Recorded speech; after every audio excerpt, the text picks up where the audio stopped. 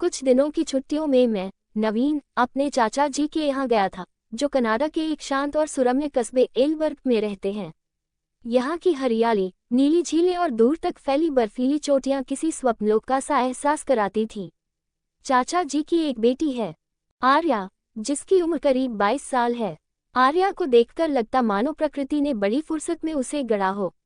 उसका हल्का सांवला चेहरा, गहरी नीली आंखें और हल्की सी मुस्कुराहट में एक ऐसी निश्चलता थी जो सीधे दिल को छू जाती थी। आर्या की सादगी और आत्मीयता में एक अलग ही आकर्षण था। वह बिना कुछ कहे भी बहुत कुछ कह जाती थी, कभी अपनी आंखों से, कभी अपने व्यवहार से। उसकी बातें, उसकी हंसी और उसके साथ बिताए पल मेरी यादों में बस गए। वादियों में बसी वो एक मुलाकात। कुछ दिनों की छुट्टियों में मैं, नवीन, भारत से कनाडा आया था अपने चाचा जी के पास। चाचा जी एलबर्ग नामक एक छोटे से कस्बे में रहते हैं, जो कनाडा की पर्वतीय गोद में बसा है। यहाँ की वादियाँ, झीलें और सर्द हवाओं में लिपटी बर्फ से ढकी चोटियाँ ऐसी थीं मानो किसी पेंटर ने कल्पना से इसे रचा हो। मेरे आने का मुख्य कारण सिर्फ घूमना फिरना नहीं था, दरअसल मन बहुत थका हुआ था। दिल्ली की भागती जिंदगी, नौकरी की कश्मकश और रिश्तों की उलझनों ने आत्मा को कहीं भीतर से थका दिया था। मुझे एक विराम चाहिए था, और यही सोचकर मैं एलबर्ग चला आया। वहीं मेरी मुलाकात हुई चाचा जी की बेटी आर्या से। आर्या, वो पहली सुबह जब मैं उठा, खिड़की से बाहर झांका तो बर्फबारी हो रही थी। मैंने एक कप कॉफी ली और लॉन में आ बैठा। वहीं सामने आर्या को पहली बार देखा। उसने हल्के नीले रंग की स्वेटर पहनी थी, बाल खुले थे और हाथ में एक किताब लिए वो झील की ओर देख रही थी। एक पल को लगा समय थम गया हो। आर्या की मुस्कान वैसी नहीं थी जो आम लड़कियां सजाकर रखती हैं। उसमें एक गहराई थी, एक अपनापन। उसकी आंखों में एक कहानी छिपी थी जो मैं पढ़ना चाहता था। धीरे धीरे सैर, बातें और सन्नाटा। अगले कुछ दिनों में हम कई बार साथ बाहर गए। कभी विस्टा लेक तक लंबी वॉक, कभी पास के कैफे में बैठकर कॉफी पर चर्चा। आर्या को किताबें पसंद थी, खासतौर पर रवींद्रनाथ ठाकुर और पाउलो कोएल्हो। वहीं मुझे फोटोग्राफी का शौक था। हमारे बीच बहुत कुछ असामान्य था, संस्कृति, रुचियां, रहन सहन, फिर भी बातों में एक सहजता थी। धीरे धीरे मुझे एहसास हुआ, आर्या भी अंदर से कुछ टूटी हुई थी। उसकी माँ बचपन में ही चल बसी थी और उसने बहुत छोटी उम्र में अकेलेपन का सामना किया था। हम दोनों के बीच वो मौन संवाद गहराता गया। वो रात, जब सब बदल गया, एक शाम हम दोनों एलबर्ग की एक छोटी सी पहाड़ी पर गए थे। वहां से पूरा शहर जुगनुओं की तरह चमकता था। सर्दी बहुत तेज थी, पर आर्या की मौजूदगी में एक अजीब सी गर्माहट थी। मैंने उससे पूछा, क्या तुम कभी वापस भारत आना चाहोगी? उसने मुस्कुराकर कहा, शायद किसी के साथ, जो मेरा घर बन सके। उस एक वाक्य ने मेरी दुनिया हिला दी। पहली बार किसी ने इतनी शांति से मेरी बेचैनी को शब्दों में ढाल दिया। उस रात मैं देर तक सो नहीं पाया। मुझे लगने लगा था कि मैं आर्या को खोना नहीं चाहता, पर क्या ये मुमकिन था? जज्बातों की उलझन। अगले दिन मैंने तय कर लिया कि आर्या से अपने दिल की बात कह दूंगा। लेकिन जब मैंने उससे मिलने की कोशिश की तो वह थोड़ी दूर रहने लगी। उसकी आंखों में डर था, जैसे वह किसी अनजानी जंग से जूझ रही हो। कुछ दिनों बाद उसने खुद बताया, नवीन, मैं तुमसे दूर इसलिए हुई क्योंकि मुझे डर था कि ये कुछ पल की कहानी बनकर न रह जाए। मैं इस रिश्ते को अधूरा नहीं छोड़ना चाहती। मैंने उसका हाथ थामा, तो चलो इसे पूरा करते हैं। नया मोड़, नई शुरुआत। भारत लौटने के बाद भी हमारा संपर्क बना रहा। हमने महीनों लंबी बातचीत की, साथ वर्चुअल डिनर किए, किताबें शेयर की, और फिर एक दिन आर्या भारत आ गई, एक नए जीवन की तलाश में। हमने साथ में दिल्ली में एक छोटा सा अपार्टमेंट लिया और धीरे धीरे हमारी कहानी जिंदगी की किताब में स्थायी हो गई। एलबर्ग की वादियों से शुरू हुई ये प्रेम कहानी अब दिल्ली की सड़कों पर मुस्कुराती है। कभी किसी शांत झील के किनारे बैठी दो आत्माएं आज एक ही छत के नीचे एक दूसरे की धड़कन बन चुकी हैं। वादियों में बसी वो एक मुलाकात, भाग दो, संघर्ष की सीढ़ियां। आर्या के भारत आने के कुछ महीनों बाद हम दोनों ने मिलकर एक नया जीवन शुरू किया। एक छोटा सा अपार्टमेंट जिसमें दीवारें तो 4 थीं, मगर सपने अनगिनत। हम दोनों काम में व्यस्त थे, मैं एक मार्केटिंग एजेंसी में और आर्या ने एक अंतर्राष्ट्रीय गो में काम शुरू किया। सब कुछ धीरे धीरे बेहतर हो रहा था, पर जिंदगी कहाँ इतनी आसान होती है। एक पारिवारिक स्वीकार्यता की दीवार। आर्या भारतीय नहीं थी, उसके विचार, पहनावा, खाना और बोलने का अंदाज हमारी पारंपरिक सोच से मेल नहीं खाता था। मेरे माता पिता, विशेषकर माँ, बहुत सहज नहीं थी। माँ ने एक दिन साफ कहा, विदेश में पली बड़ी लड़की, उसे हमारे घर परिवार की समझ क्या होगी। मैं समझता था उनकी चिंता, मगर ये अस्वीकार्यता हमें भीतर से तोड़ने लगी थी। आर्या ने चुपचाप सब सहा, न जवाब न शिकायत, पर मैं देखता था उसकी आंखों में वो पीड़ा, जब माँ उसे घर की बहू के रूप में अपनाने से इनकार कर देती थी। 2. संस्कृति की टकराहट। कभी कभी हमारे बीच भी मतभेद होते थे, छोटी छोटी बातों पर, जैसे त्योहारों की तैयारी, खान पान, रिश्तेदारों से मिलना। आर्या को पूजा पाठ में ज्यादा रुचि नहीं थी और मैं कभी कभी परंपराओं में उलझ जाता था। आर्या ने एक बार कहा, मैं तुम्हारे लिए सब सीख सकती हूँ, लेकिन क्या मुझे अपने होने से अलग होना होगा। उस दिन मैंने पहली बार समझा, प्रेम सिर्फ समझाने का नाम नहीं, बल्कि समझने का भी है। 3. आर्थिक दबाव। दिल्ली में 2 लोगों का गुजारा आसान नहीं था। मैं अच्छा कमाता था, मगर महंगाई और जिम्मेदारियों के सामने सब कम लगता था। हम दोनों ने मिलकर बजट बनाना सीखा, कभी मूवी छोड़ दी, कभी बाहर खाना। कुछ सपनों को होल्ड पर रखा ताकि भविष्य की नींव मजबूत हो। 4. आर्या की पहचान का संघर्ष।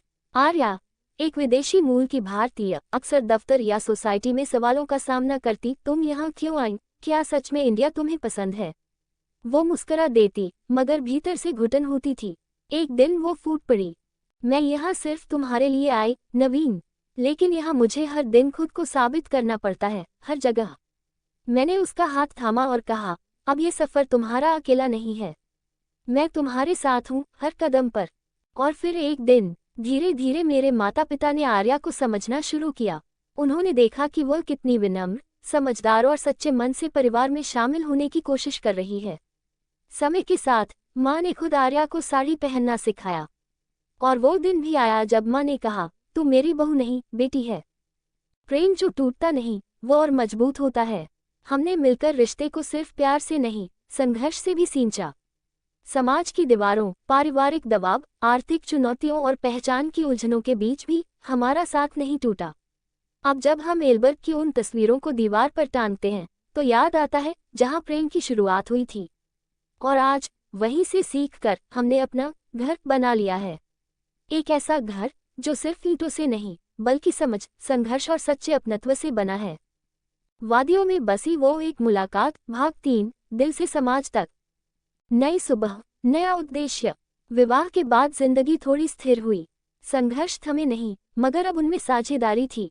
एक शाम छत पर बैठकर चाय पीते हुए आर्या ने कहा, नवीन, क्या तुम्हें कभी ऐसा लगता है कि हमारा जीवन अब केवल हमारे लिए नहीं होना चाहिए। मैंने उसकी आंखों में झांका, वो वही चमक थी जो पहली बार एल्बर्ट की झील किनारे देखी थी। मैंने मुस्कुराकर कहा, हाँ, मुझे भी लगता है। अब हमें किसी और के आकाश का सूरज बनना चाहिए। आरंभ, एक नई पहल। हमने मिलकर एक पहल की शुरुआत की, नूर नाम की एक छोटी सी संस्था। इसका उद्देश्य था स्लम बस्तियों के बच्चों को पढ़ाना, महिलाओं को स्वरोजगार की ट्रेनिंग देना और मानसिक स्वास्थ्य पर जागरूकता फैलाना। पहली क्लास झुग्गी के एक छोटे से कमरे में हुई। 10 बच्चे, कुछ टूटे खिलौने, चंद किताबें और बहुत सारा उत्साह। आर्या ने बच्चों को अंग्रेजी और आर्ट सिखाना शुरू किया और मैंने उन्हें गणित और बेसिक डिजिटल स्किल्स। धीरे धीरे हमारी संस्था बढ़ने लगी। रातों की नींदें कम होती गईं, मगर संतोष बहुत गहरा था। लोग क्या कहेंगे? सामाजिक सेवा एक आसान रास्ता नहीं था। लोगों ने ताने भी मारे, इतनी पढ़ाई करके झुग्गियों में समय बर्बाद कर रहे हो, असली काम करो, समाज सेवा से पेट नहीं भरता। हम मुस्कुरा कर सुनते रहे। शायद उन्हें दिख नहीं रहा था कि हमारे पेट से ज्यादा हमारे दिल भर रहे थे। सच की एक दोपहर, एक दिन एक बच्चा, अमन, जो पहले पढ़ाई से बिल्कुल दूर भागता था, आर्या से बोला, मैम, अब मैं बड़ा होकर टीचर बनना चाहता हूँ, आपकी तरह। उस एक वाक्य ने महीनों की मेहनत की थकान मिटा दी। नई पहचान। अब नूर एक पंजीकृत एनजीओ बन चुकी थी। हम दोनों ने अपनी नौकरियां छोड़ दी और फुल टाइम समाज सेवा को अपनाया। पहले जो 2 लोग अपने प्यार को जी रहे थे, अब उसी प्यार से 100 लोगों की जिंदगी संवार रहे थे। आर्या ने महिलाओं के लिए एक हैंडीक्राफ्ट यूनिट शुरू की, जिससे वे आत्मनिर्भर बनने लगी। मैंने युवाओं को डिजिटल लिटरेसी सिखाने का काम बढ़ाया। पुरानी वादियों की यादें। कई सालों बाद हम दोनों एल्बर्ग वापस गए, वही झील, वही वादियां। आर्या ने झील की ओर देखते हुए कहा, यही वो जगह थी जहां मेरी कहानी शुरू हुई थी। अब ये एक मिशन बन चुकी है। मैंने उसके कंधे पर हाथ रखा और कहा, और हम दोनों मिलकर ये कहानी औरों की जिंदगी में भी लिख रहे हैं। प्रेम तब संपूर्ण होता है जब वह किसी और के आंसू भी पोंछ सके। नवीन और आर्या अब सिर्फ एक दंपति नहीं थे, वे उम्मीदों के वाहक बन चुके थे। वादियों में जो प्रेम अंकुरित हुआ था, वो अब समाज के आंगन में बरगद बन चुका था। नूर के कुछ विशेष उजाले। आर्या और नवीन की संस्था की सच्ची प्रेरक झलकियां। 1. अमान, कूड़े से किताबों तक की उड़ान। अमान, 9 साल का एक बच्चा, जो पहले दिन क्लास में आया था, फटे कपड़े, झिझकती आंखें और गुस्से से भरी खामोशी। वह दिन में अपने पिता के साथ कबाड़ बीनता था, पढ़ाई के नाम से चिढ़ता था, मगर आर्या ने कभी डांटा नहीं, सिर्फ सुनती रही। एक दिन आर्या ने उसे एक पुरानी घड़ी दी और बोली, ये तुम्हारी है, जब भी तुम समय पर आओगे ये तुम्हारे रिस्ट पर चमकेगी। अमान ने उसी दिन से एक भी क्लास मिस नहीं की। 2 साल बाद उसने दिल्ली बोर्ड की स्कॉलरशिप एग्जाम पास की। आज वो सरकारी स्कूल में 8वीं कक्षा का टॉपर है। 2. रुखसाना बेगम, सुई से सम्मान तक। रुखसाना 35 साल की विधवा महिला, 3 बच्चों की मां, अपने गांव से दिल्ली आकर घरेलू नौकरानी का काम कर रही थी। नूर में सिलाई का कोर्स शुरू हुआ तो उसने हिम्मत करके ज्वाइन किया। पहले उसे हाथ कांपते थे, मशीन से डर लगता था, मगर आर्या ने उसे रोज प्रोत्साहित किया। 6 महीने बाद रुखसाना ने साफा नाम की अपनी खुद की कपड़ों की छोटी सी ब्रांड शुरू की। अब वह खुद 3 और महिलाओं को ट्रेनिंग दे रही है। रुखसाना अक्सर कहती है, पहले मैं लोगों के घरों में पानी पूछती थी, अब लोग मुझसे डिजाइन पूछते हैं। 3. चुप्पी तोड़ो, मानसिक स्वास्थ्य अभियान। नवीन ने देखा कि किशोरों में डिप्रेशन और अकेलेपन का मुद्दा गंभीर है, लेकिन कोई खुलकर बात नहीं करता।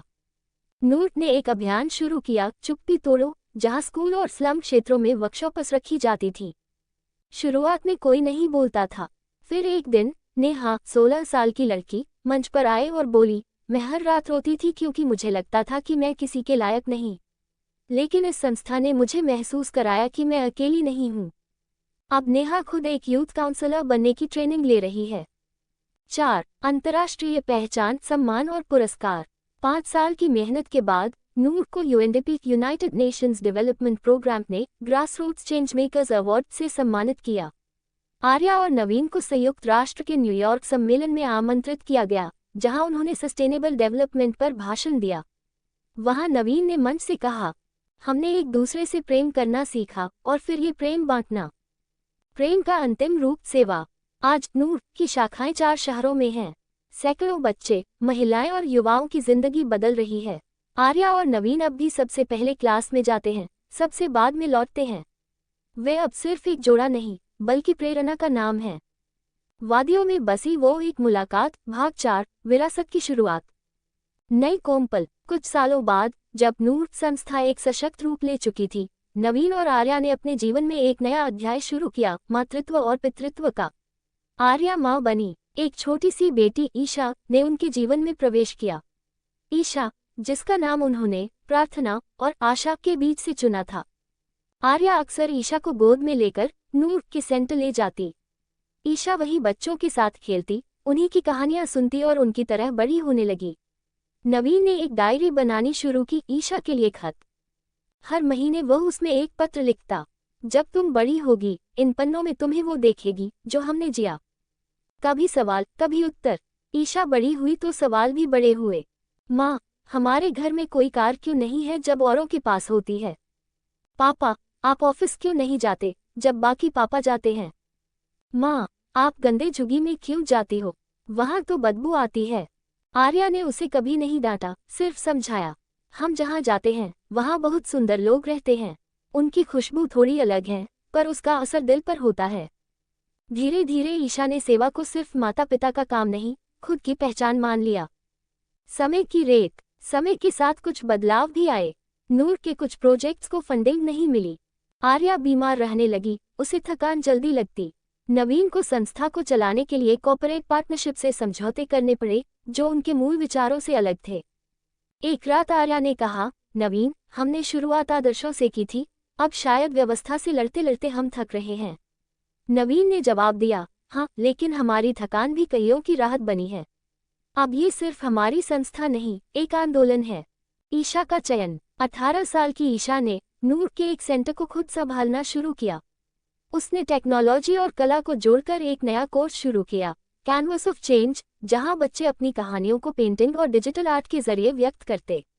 एक दिन ईशा मंच पर खड़ी होकर बोली, माँ बाप ने मुझे कोई विरासत में दौलत नहीं दी, लेकिन उन्होंने जो दिया वो किसी भी खजाने से बड़ा है, सेवा, सहानुभूति और सच का साहस। समापन नहीं, अगली शुरुआत। अब नूर की अगली पीढ़ी ईशा और उसके साथियों के हाथों में है। आर्या और नवीन थोड़ा पीछे हो गए हैं, मगर उनकी मौजूदगी हर कोने में है, सुनाई नहीं देती पर महसूस होती है। नवीन की डायरी का आखिरी पत्र। वादियों में जो प्रेम अंकुरित हुआ था, आज वो एक जंगल बन चुका है, सच, संघर्ष और सौंदर्य से भरा हुआ। और अब ये जंगल तुम्हारे नाम है, ईशा। वादियों में बसी वो एक मुलाकात, भाग 5, उम्मीदों का दिया। ईशा की उड़ान। ईशा ने नूर के काम को सिर्फ स्थानीय स्तर पर नहीं बल्कि राष्ट्रीय और अंतर्राष्ट्रीय मंचों पर भी पहचान दिलाई। उसने टेक्नोलॉजी और सामाजिक कार्य को जोड़ा और एक डिजिटल प्लेटफॉर्म बनाया, नूर कनेक्ट, जो दूर दराज के गांवों और शहरों के जरूरतमंद बच्चों और युवाओं को ऑनलाइन शिक्षा, मेंटल हेल्थ सपोर्ट और कौशल विकास की सुविधा देता था। इस कदम से नूर की पहुंच लाखों तक पहुंची। नई साझेदारियां, नया प्रभाव। ईशा ने कई वैश्विक संस्थानों से साझेदारी की, जैसे यूनेस्को, यूनिसेफ और कई टेक कंपनियां जो CSR प्रोजेक्ट्स चलाती थीं। इनसे मिलने वाली मदद से नूर ने स्वास्थ्य शिविर, महिला उद्यमिता केंद्र और पर्यावरण जागरूकता अभियान भी चलाए। पर्यावरण और सेवा का संगम। ईशा का मानना था कि सामाजिक सेवा और पर्यावरण संरक्षण अलग नहीं। उसने ग्रीन नूर नाम से अभियान शुरू किया, जहां युवाओं को वृक्षारोपण, कचरा प्रबंधन और जल संरक्षण के बारे में सिखाया जाता। चुनौतियां और लड़ाइयां। बड़ी सफलता के साथ बड़ी जिम्मेदारी भी आई। राजनीतिक दबाव, फंडिंग में कमी और कभी कभी संस्था के भीतर मतभेद भी सामने आए। ईशा ने समझदारी और धैर्य से काम लिया। उसने टीम को जोड़ा रखा और संस्था की नींव को मजबूत बनाए रखा। नवीन और आर्या का सुखद अंत। अब नवीन और आर्या वृद्धावस्था में थे, लेकिन हर दिन नूर के केंद्र पर जाना उनकी आदत थी। वहां बच्चे उन्हें प्यार से दादा दादी कहते। एक दिन वे साथ बैठे झील के किनारे। आर्या ने कहा, देखो नवीन, हमने जो बीज बोया था वह पेड़ बन गया है। नवीन ने मुस्कुराकर जवाब दिया, और ये पेड़ लाखों लोगों को छांव देगा। नई पीढ़ी का संदेश। ईशा ने अपने माता पिता की सीख को आगे बढ़ाया कि प्रेम केवल दिलों को जोड़ता ही नहीं, समाज और प्रकृति को भी जोड़ता है। वादियों में बसी वो एक मुलाकात, भाग 5, उम्मीदों का दिया। अल्पविराम। अध्याय 1, ईशा की नई सुबह। सुबह की पहली किरणें दिल्ली की हल्की हल्की धुंध को चीर रही थीं। नूर के सेंटर की इमारत के बाहर युवा उत्साह से भरे बच्चे और महिलाएं आने लगी थीं। उनमें से सबसे ज्यादा चमक रही थी ईशा की आंखों में।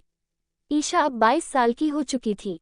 उसने कैनवस ऑफ चेंज के बाद समाज में बदलाव लाने के लिए एक और बड़ा कदम उठाया था, नूर कनेक्ट। यह एक डिजिटल प्लेटफॉर्म था जहां दूर दराज के गांव के बच्चे अपनी पढ़ाई के साथ साथ मेंटल हेल्थ, डिजिटल स्किल्स और क्रिएटिव आर्ट सीखते थे। ईशा अपने लैपटॉप के सामने बैठी थी। आज से हम और दूर तक जाएंगे, उसने खुद से कहा। और उस दिन नूर कनेक्ट का शुभारंभ हुआ। अध्याय 2, चुनौतियों का सामना। दिनों के साथ सफलता बढ़ी, लेकिन चुनौतियां भी बढ़ी। एक बार संस्था के कुछ सदस्यों के बीच मतभेद हुए।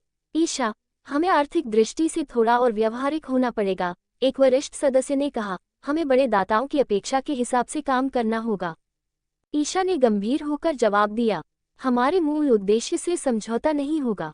सेवा और प्रेम हमारे काम की नींव हैं। लेकिन राजनीतिक दबाव भी बढ़ रहे थे। कुछ बार सेंटर के संचालन में अड़चन आई। अध्याय 3, वैश्विक मंच पर नूर। ईशा को यूनेस्को के एक सम्मेलन में बोलने का मौका मिला। मंच पर खड़ी होकर उसने कहा, नूर एक परिवार है जो शिक्षा, स्वास्थ्य और स्वावलंबन के लिए काम करता है। हम तकनीक का उपयोग कर उन तक पहुंच रहे हैं जो अक्सर अनदेखे रह जाते हैं। उसके शब्दों में जुनून और दृढ़ता झलक रही थी। सम्मेलन में कई देशों के प्रतिनिधि प्रभावित हुए और नूर के काम को सहयोग देने का वादा किया। अध्याय 4, ग्रीन नूर, पर्यावरण की ओर कदम। ईशा ने समझा कि सामाजिक सेवा का दायरा पर्यावरण के बिना अधूरा है। उसने ग्रीन नूर अभियान शुरू किया, जिसमें युवाओं को वृक्षारोपण, कचरा प्रबंधन, जल संरक्षण के बारे में जागरूक किया जाता। एक बार कैंप के दौरान एक बच्चा बोला, हम अपने घर को साफ रखेंगे ताकि पेड़ भी खुश रहें। अध्याय 5, नवीन और आर्या का आशीर्वाद। नवीन और आर्या अब उम्र के उस पड़ाव पर थे जब शरीर कमजोर हो जाता है पर मन सदा जवान रहता है। वे रोज नूर सेंटर आते, बच्चों को प्यार देते और ईशा को संजोते। एक शाम वे झील के किनारे बैठे थे, जहां सालों पहले उनकी कहानी शुरू हुई थी। आर्या ने कहा, नवीन, मैंने कभी सोचा नहीं था कि जो छोटा सा बीज हमने बोया था इतना बड़ा वृक्ष बन जाएगा। नवीन ने हाथ पकड़ा और बोला, और ये वृक्ष अब लाखों के लिए छांव बनेगा। अध्याय 6, विरासत का संदेश। ईशा ने नूर के 10 साल पूरे होने पर एक कार्यक्रम आयोजित किया। वहां उसने कहा, माँ बाप ने हमें एक प्यार की नींव दी और हमने उसे समाज के लिए बनाया। हमारी जिम्मेदारी है कि हम इसे आगे भी बढ़ाएं। अंतिम पन्ना। नए सूरज की किरण। धूप की आखिरी किरणें झील की सतह पर चमक रही थीं। नवीन, आर्या और ईशा एक साथ उस वादियों में खड़े थे जहां प्रेम और सेवा की कहानी शुरू हुई थी। नवीन ने धीरे से कहा, ये कहानी खत्म नहीं हुई, ये तो अभी शुरुआत है। और वहां से शुरू हुआ एक नया सूरज जो उन हजारों दिलों को रोशन करेगा जो अब नूर के साथ जुड़ चुके थे। निर्णय। कंक्लूजन। वादियों में बसी वो एक मुलाकात की कहानी यह सिखाती है कि प्रेम केवल दो दिलों के बीच का एहसास नहीं होता, बल्कि जब ये प्रेम समाज की भलाई और सेवा में बदल जाता है तब उसका असली मतलब निकलकर सामने आता है। नवीन और आर्या ने जिस छोटी शुरुआत को प्यार से संवारा, वह एक विशाल आंदोलन में बदल गया। उनकी बेटी ईशा ने उस विरासत को नए आयाम दिए और समाज को डिजिटल, पर्यावरणीय और मानसिक स्वास्थ्य के क्षेत्र में भी जागरूक किया। ये कहानी यह भी दर्शाती है कि जिंदगी में संघर्ष और चुनौतियां आएंगी, पर दृढ़ इच्छाशक्ति, निष्ठा और सेवा भाव से हम हर बाधा को पार कर सकते हैं। नूर का प्रकाश न केवल उनके परिवार में, बल्कि अनगिनत जिंदगियों में एक उम्मीद का दिया बन गया, और यही प्रेम और सेवा की सबसे बड़ी जीत है। सारांश। समरी। पहला अध्याय। आदित्य और माया के बीच विस्ले की सुरम्य वादियों में प्रेम की शुरुआत होती है। दूसरा अध्याय। संघर्ष और चुनौतियों के बावजूद वे अपने रिश्ते को मजबूत करते हैं। तीसरा अध्याय। वे नूर नामक संस्था की स्थापना करते हैं जो शिक्षा, महिला सशक्तिकरण और मानसिक स्वास्थ्य पर काम करती है। चौथा अध्याय। संस्था की विभिन्न कहानियां अमान, रुखसाना और नेहा की जिंदगी बदलती है। पांचवा अध्याय। संस्था को अंतर्राष्ट्रीय स्तर पर मान्यता मिलती है और उनकी बेटी ईशा सामाजिक सेवा की नई पीढ़ी के रूप में सामने आती है। छठा अध्याय। ईशा डिजिटल प्लेटफॉर्म नूर कनेक्ट और पर्यावरण अभियान ग्रीन नूर के माध्यम से संस्था का विस्तार करती है। सातवां अध्याय। नवीन और आर्या वृद्धावस्था में भी संस्था के कामों में लगे रहते हैं और अपनी विरासत ईशा के हाथों में सौंपते हैं। अंतिम। ये कहानी एक नई शुरुआत के रूप में समाप्त होती है, जहां प्रेम और सेवा की लौ पीढ़ी दर पीढ़ी जलती रहेगी। अगर आपको ये कहानी पसंद आई हो तो कृपया लाइक, शेयर और कमेंट जरूर करें। साथ ही ऐसी और प्रेरणादायक कहानियों के लिए सब्सक्राइब करना न भूलें। आपके समर्थन के बिना ये यात्रा संभव नहीं होती। धन्यवाद।